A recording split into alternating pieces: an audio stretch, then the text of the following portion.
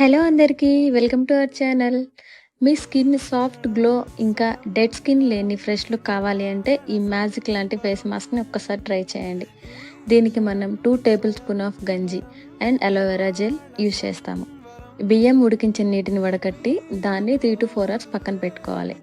ఇలా థిక్ ఫామ్లోకి మారిన గంజిలో 1 table spoon of aloe vera gel వేసి బాగా మిక్స్ చేసి ఈ ప్యాక్ని క్లీన్గా ఉన్న ఫేస్ మీద అప్లై చేయాలి.